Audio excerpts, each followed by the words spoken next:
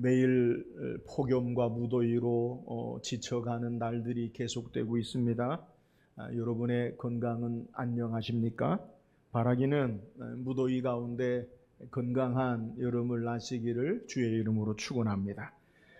본격적인 휴가철을 지나고 있습니다. 지난주 후반과 더불어서 이번 주가 피서의 그리고 휴가의 절정인데 많은 사람들이 무더위를 피하기 위해서 휴가를 떠납니다. 여러분은 어떤 방법으로 더위를 피하시고 더위를 이겨 나가십니까? 여러 피서의 방법이 있을 거고 나만의 더위를 피하는 방법이 나름 방법이 있을 텐데 좀 고전적인 것 같은데 제가 어렸을 때는 우물에서 등목하거나 아니면 세숫대야에 찬물 받아놓고 수박 먹으면 시원하다라고 그렇게 이야기했어요. 어떤 분들은 이열치열이라고 뜨거운 음식을 먹고 흔히 삼계탕, 매운탕 이런 뜨거운 음식을 먹고 열을 내고 난 이후에는 우리가 좀 시원하다 그렇게 말하는 분도 계실 거예요. 아니면 이도 저도 다 귀찮고 선풍기 틀고 아니면 에어컨 틀고 조용히 책을 읽거나 낮잠을 자는 게 최고다라고 말하는 분도 계실 거예요. 요즘 휴가는 완전히 다르지요. 바다나 시원한 계곡이나 아니면 시설 좋은 호텔에 가서 호캉스를 즐김으로 말미암아 휴가를 즐기는 방법을 다양하게 행하고 있죠. 중요한 것은 시원하게 하는 더위를 피하는 더위를 이기는 방법을 통해서 우리 마음에 우리 몸에 쉼을 주는 것이죠. 무더위에 우리의 몸이 쉼을 위하여 시원함을 찾는 것처럼 우리 마음도 쉼을 위하여 시원함을 얻어야 돼요. 시원함과 또 상쾌한 청량감을 주는 건요 우리 모두의 바람이에요. 신앙생활에도 이런 모습이 있습니다. 오늘 우리가 읽은 성경 18절 말씀에 그들이 나와 너희 마음을 시원하게 하였으니 그러므로 너희는 이런 사람들을 알아주라. 마음을 시원하게 하는 신앙. 우리 듣기만 하여도요 우리의 기분이 좋아지는 모습이. 우리는 고린도전서를 읽었는데 이 고린도전서의 내용은 바울이 고린도 교회의 성도들에게 보내는 편지의 내용이에요. 그러면 왜 바울이 고린도 교회에 고린도전서, 고린도후서 편지를 썼느냐? 이 고린도 교회에는요 많은 문제들이 있었어요. 다양한 문제들이 존재하는데요. 오늘날과 같이 우리에게 당면할 수 있는 많은 문제들이 교회 안에 있어요. 첫 번째는 분쟁, 분파의 문제가 있었고요. 또 하나는 우상 숭배의 문제가 있었고 또 교회의 음행에 관한 문제가 있었고 또 은사를 두고 서로 대립하는 문제가 있었고 또 바울의 사도권에 대해서 바울을 인정하지 않는 자들에 대한 문제가 있었고요. 우상에게 바쳐진 제물에 관한 문제 등 여러 가지 문제가 고린도 교회에 있었어요.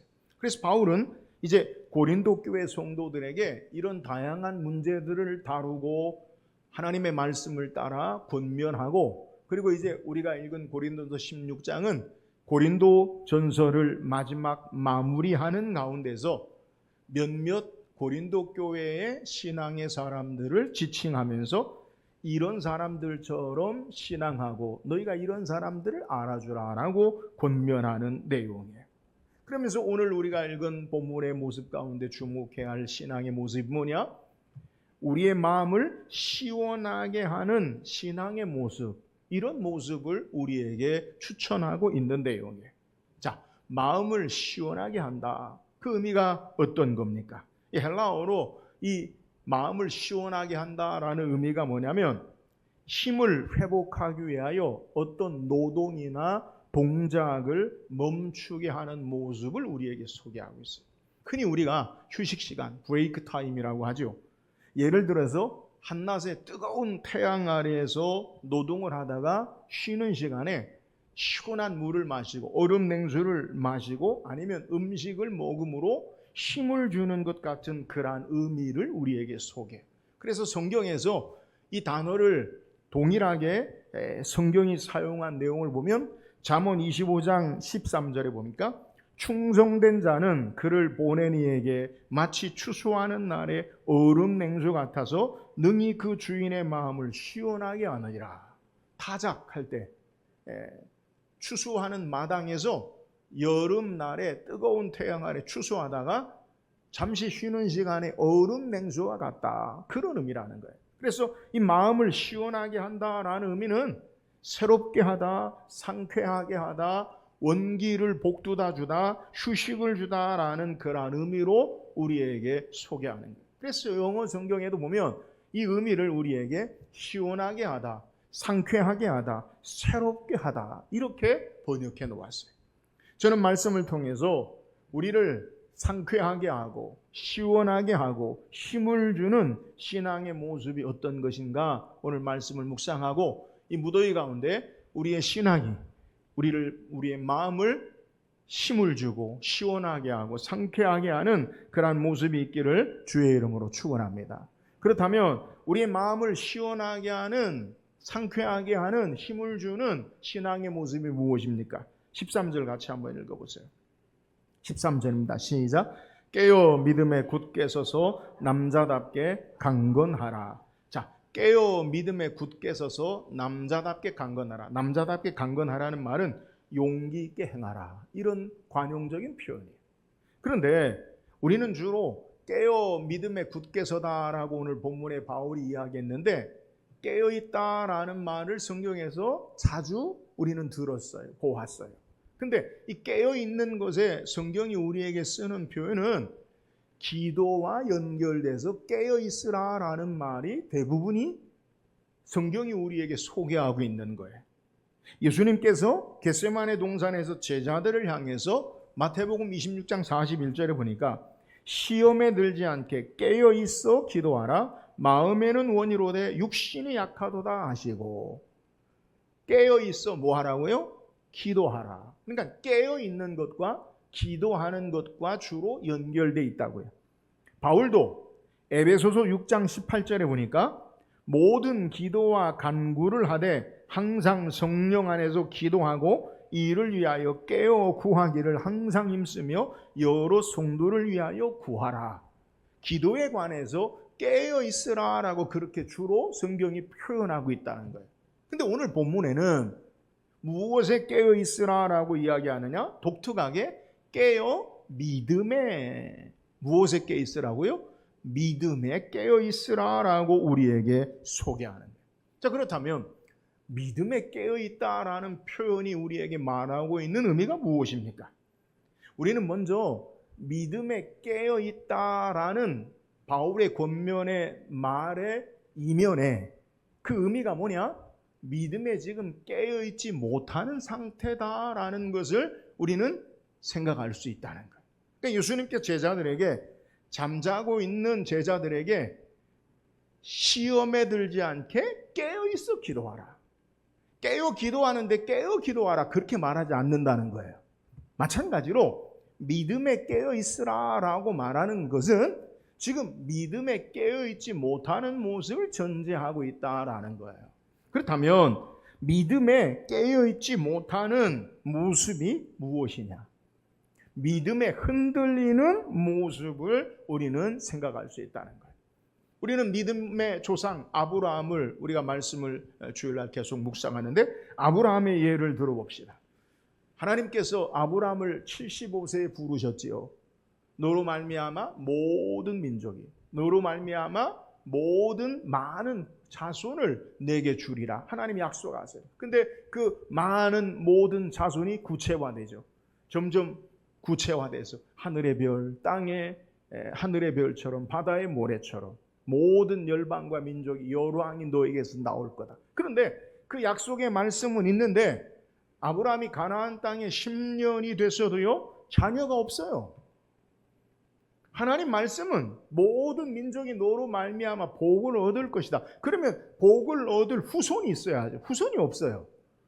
하늘의 별처럼 바다의 모래처럼 구체적으로 많은 자손이 그리고 내 후손으로 말미암아 열 왕들이 나오리라. 그러면 내 삶에 구체적으로 무언가 자녀가 생산되어지고 자녀들이 나아지고 그런 모습이 있어야 되는데 하나님의 약속의 말씀을 받은 지 10년이 지나도요 전혀 자녀가 아이가 나오지 않아요.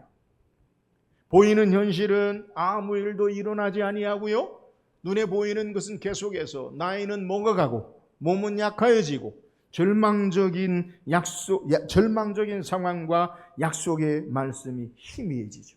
그래서 아브라함이 어떻게 합니까? 우리가 아는 대로 사라가 제안을 하죠. 애굽에서 데려온 하갈을 통해서 자녀를 낳으라. 그래야만 하나님의 약속이 이루어지지 않는 것인가 라고 인간적인 방법으로 사라의 여종이었던 하갈을 통해 자녀를 낳는 방법을 제안해요. 여러분 이것이 바로 아브라함이 믿음이 흔들리는 모습이 결국 하나님께서 아브라함에게 100세에 사라를 통해서 이삭을 그에게 허락하시죠. 우리의 신앙생활 가운데서도요 믿음이 흔들릴 때가 있어요. 그 이유가 무엇입니까?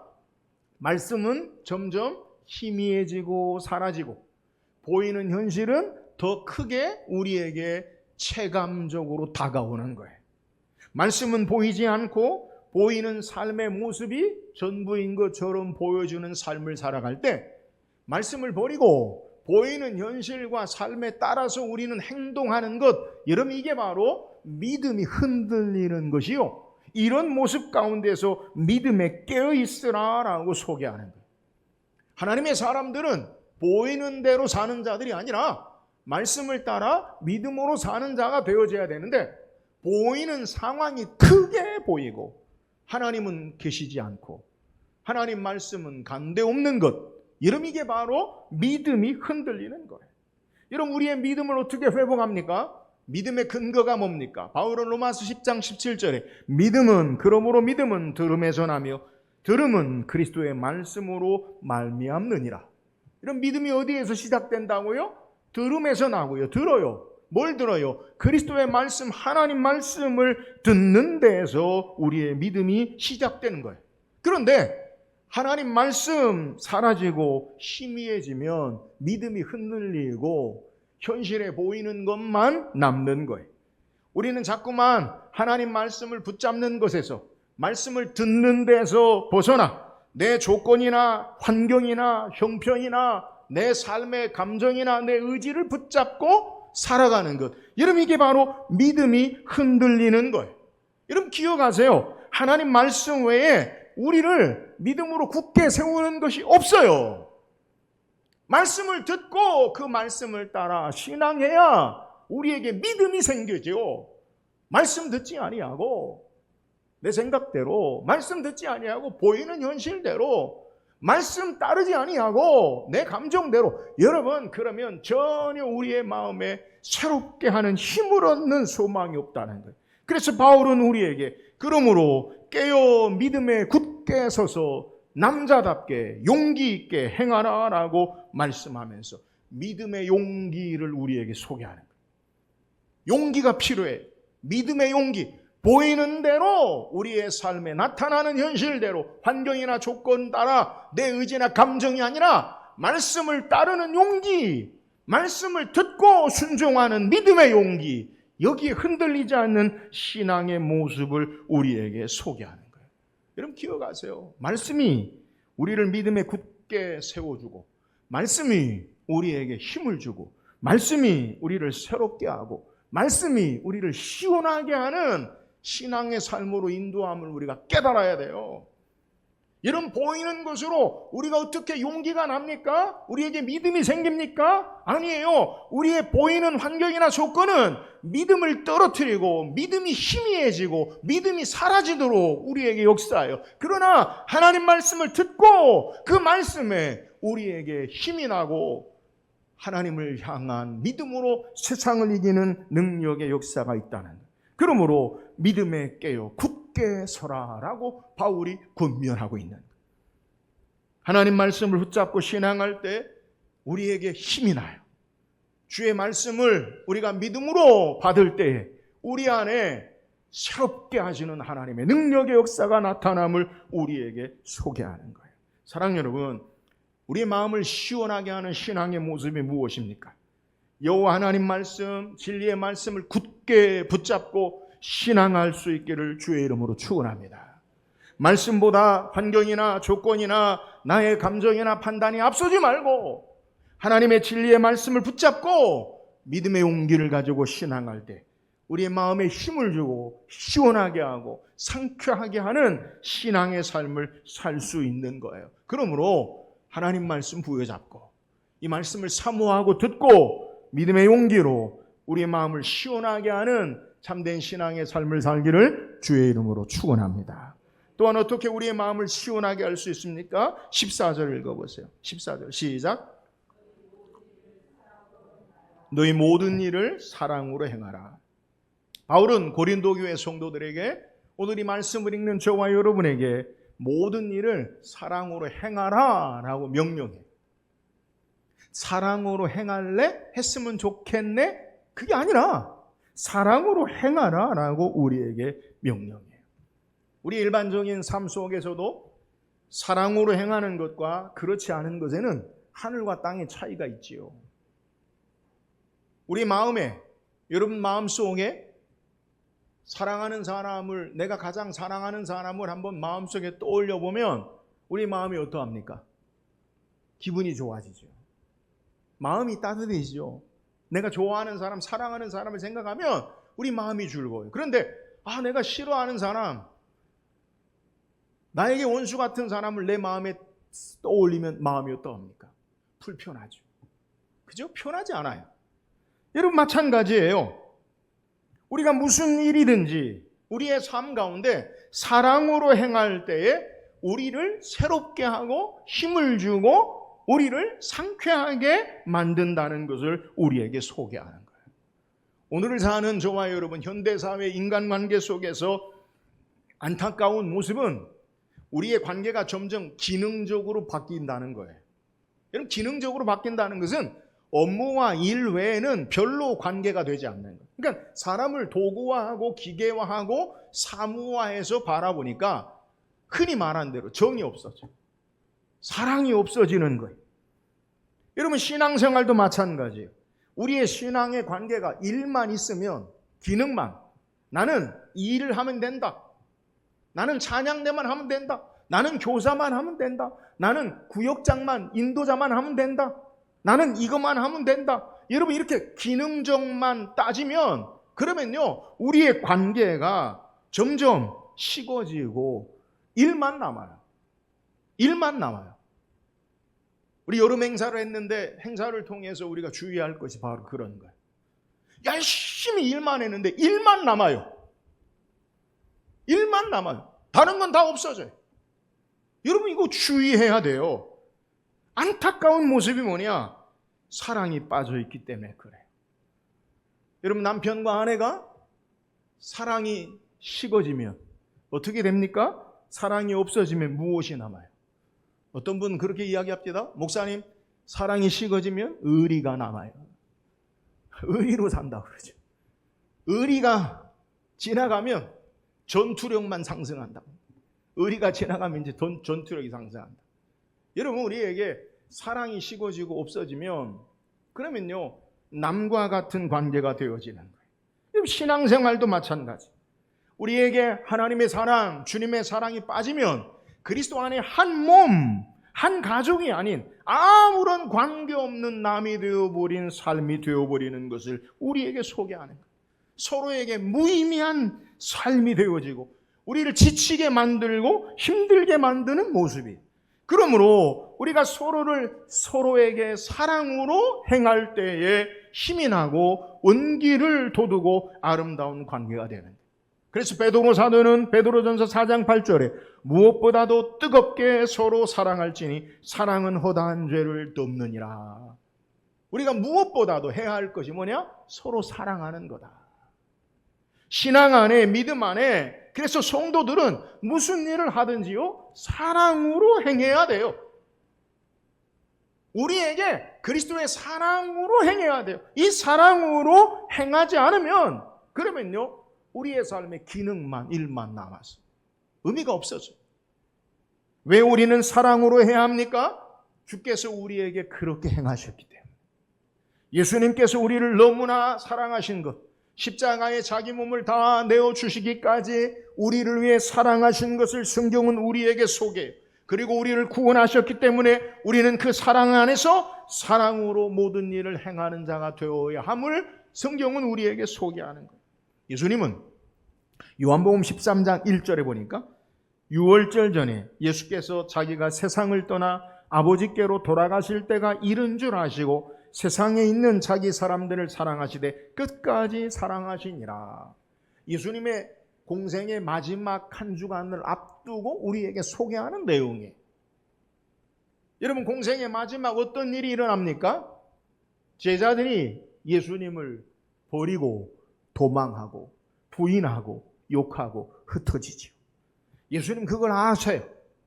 유월절 만찬이 지난 직후 자신을 팔아버리고 자신을 도망하고 자신을 부인하고 자신을 욕하고 떠나는 그들을 아시면서도 성경은 예수님은 자기를 사랑하는 자들을 끝까지 사랑하시니라라고 우리에게 소개하는 거예요. 사랑 여러분, 이것이 바로 우리가 받은 주님의 사랑이, 기억하세요.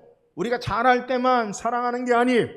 우리의 허물 많음에도, 우리의 실수에도, 우리의 배신에도 주님은 끝까지 사랑하셔서 우리를 하나님의 자녀로, 하나님 나라의 상속자로 삼으신 거예요. 그러므로 이 사랑하신 가운데 사랑을 받은 자로 사랑으로 행해야 함을 우리에게 소개하는 거예요.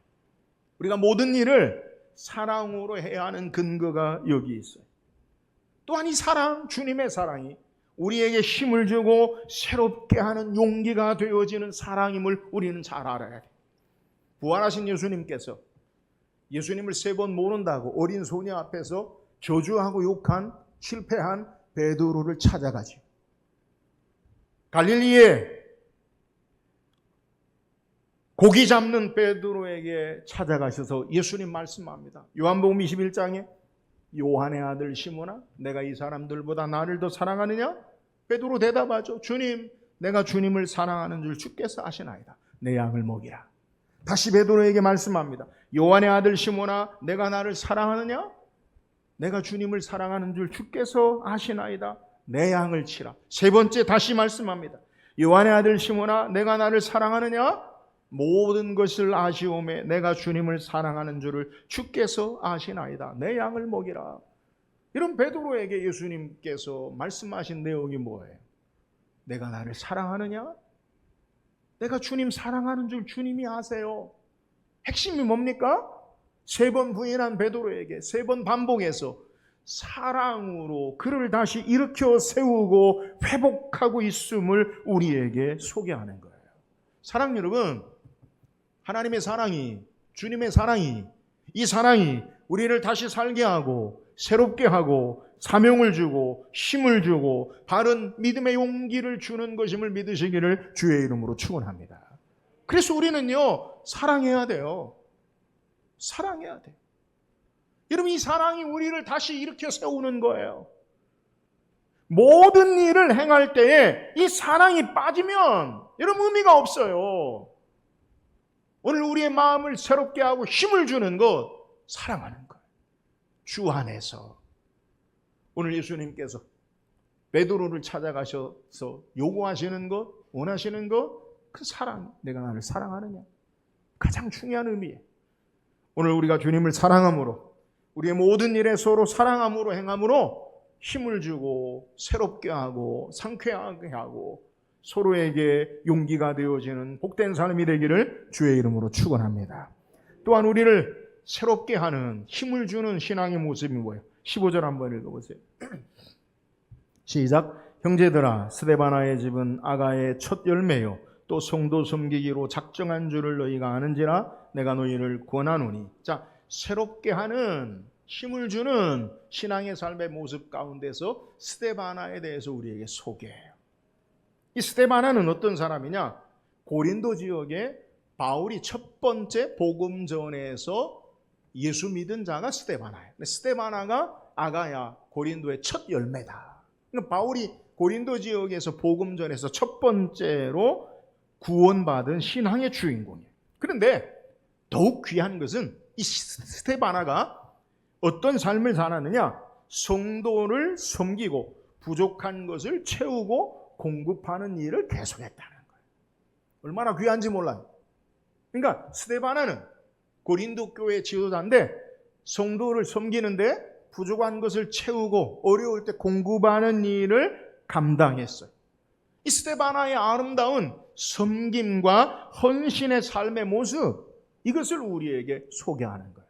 그런데 그러면 왜 스데바나가 이렇게 섬김과 헌신의 아름다운 일을 행했느냐? 오늘 본문에 스데바나의 신앙의 모습을 엿볼 수 있는데 우리에게 성경이 뭐라고 소개하냐면 스데바나에 대해서 다시 보면 스데바나의 집은 아가의 첫 열매요 또 성도 섬기기로 작정한 줄을 너희가 아는지라. 스데바나는 어떤 삶을 결단했느냐? 성도 섬기기를 작정했다는 거예요. 본문에 우리말 작정에 대해서 우리가 좀 주목할 필요가 있는데 헬라의 의미가 뭐냐면 이 말은 질서 있는 방법으로 정돈하다, 이런 의미를 가지고 있어요. 그래서 정하다, 결정하다, 차례차례 놓다라는 말로 해석이 의미를 가지고 있어요.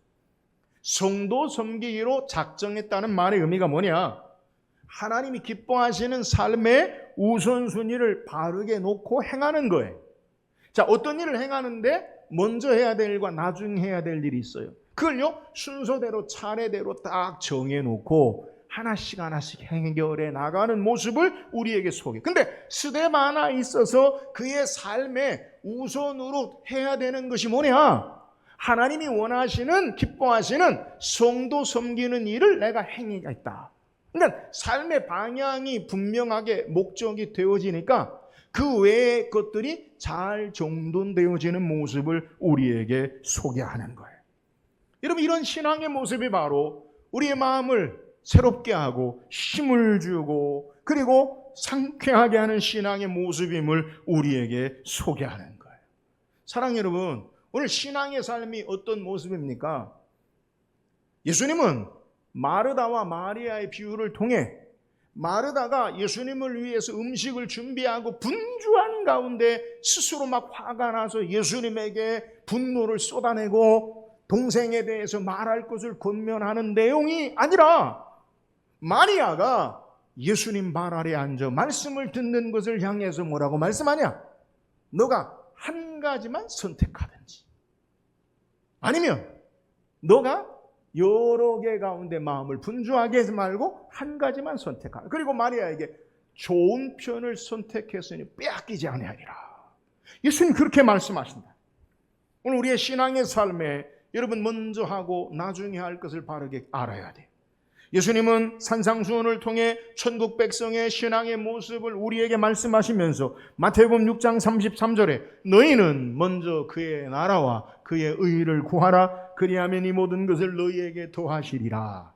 너희는 먼저 그의 나라와 그의 의를 구하라.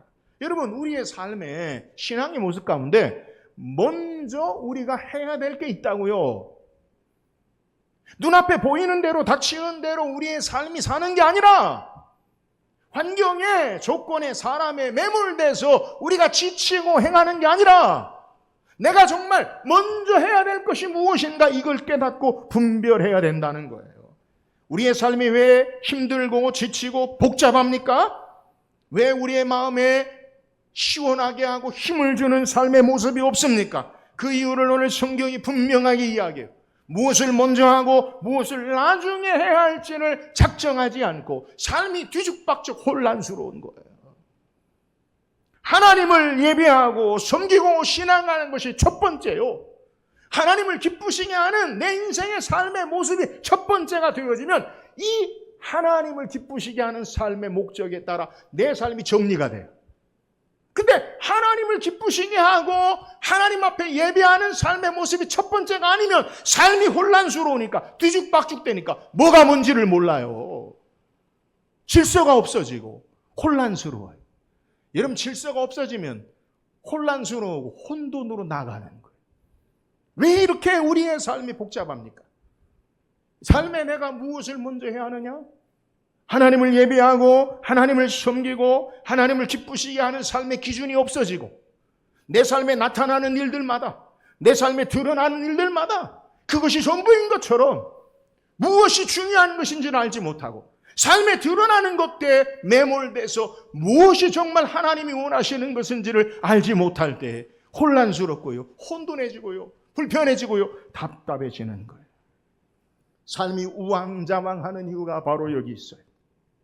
먼저 해야 할 일과 나중에 해야 할 일, 그걸 바르게 정하지 못하면 여러분 삶은 계속 혼란스러워요. 방향을 몰라요. 갈 길을 몰라요.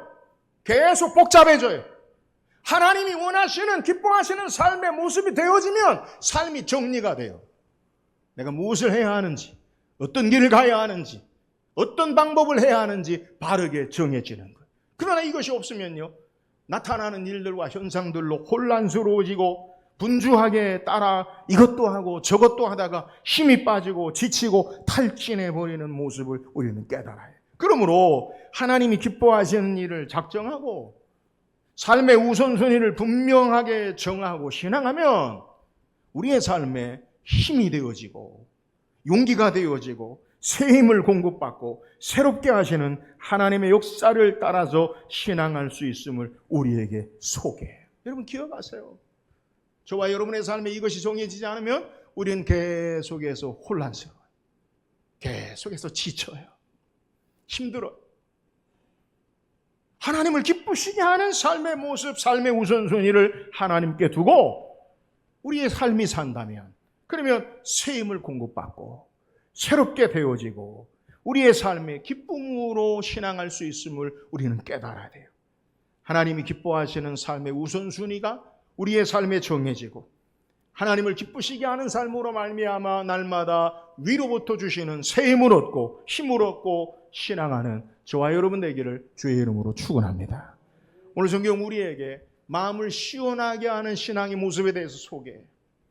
우리의 육신만 지치고 힘든 게 아니라, 우리의 마음만 힘든 게 아니라 우리의 신앙의 삶도 지치고 힘들어지는 신앙의 삶의 모습, 그것이 무엇입니까? 오늘 성경에 마음을 시원하게 하는 것, 새롭게 하고 힘을 주고 우리를 상쾌하게 하는 신앙의 모습을 따라 우리의 삶이 살아야 돼요. 그게 뭡니까? 믿음에 깨어 있어야 돼요. 믿음에 깨어 있는 게 뭐예요? 말씀에, 하나님 말씀에 우리의 삶이 힘을 얻고 그 말씀을 듣고 우리의 삶이 분명하고 선명한 하나님 말씀을 따라 믿음의 용기를 가지고 사는 거예요. 보이는 환경과 조건을 따라 우리의 삶이 살지 아니하고 하나님 말씀으로 삶을 이끄는 거예요. 여러분 우리는요 믿음의 사람들이에요. 믿음으로 살라고 우리를 부르신 거예요. 보이는 대로 우리의 조건을 따라 사람을 따라 사는 자가 아니라 믿음을 따라 말씀을 따라 살라고 예수 믿고 구원받은 하나님의 자녀가 된 거라고요. 그러므로 우리에게 힘을 주는 건요 믿음을 따라 살 때, 믿음의 용기를 따라 신앙할 때 힘이 나는 거예요. 사랑하는 여러분, 보이는 대로 살지 말고 나타나는 대로 살지 말고 하나님 말씀을 듣고 믿음으로 승리하는 삶이 되기를 주의 이름으로 축원합니다. 우리의 마음을 새롭게 하고 힘을 주고 우리를 상쾌하게 하는 신앙의 모습이 뭐예요? 사랑으로 행하는 거예요. 그 사랑이 어떤 사랑이나 우리 안에 그 사랑의 그릇이 없어요. 주께서 우리를 사랑하신 그 사랑으로, 하나님이 우리를 어떻게 사랑하셨는지 그 사랑으로 우리의 삶이 행하는 거예요. 우리가 서로를 향한 하나님의 사랑, 그 사랑이 우리를 힘을 주고 새롭게 하고 용기를 줌을 알게 하자. 아시고 서로 간에 하나님의 사랑으로 주의 선한 역사를 감당함으로 마음을 시원하게 하는 신앙의 삶이 되기를 주의 이름으로 축원합니다. 우리의 마음을 시원하게 하고 새롭게 하는 신앙의 모습이 뭐예요? 스데바나처럼 하나님을 기쁘시게 하는 삶의 우선순위를 정하고 삶이 방향이 목적이 분명해지면 삶이 정리가 돼요. 무엇을 먼저 해야 하느냐? 무엇을 나중에 해야 하느냐? 여러분 보이는 대로의 삶에 뒤죽박죽 혼란스럽게 지치게 하는 삶을 살지 말고 하나님을 기쁘시게 하는 삶의 방향과 삶의 목적을 따라 우리의 삶의 날마다 새 힘을 얻고 힘을 얻는 저와 여러분 되기를 주의 이름으로 축원합니다.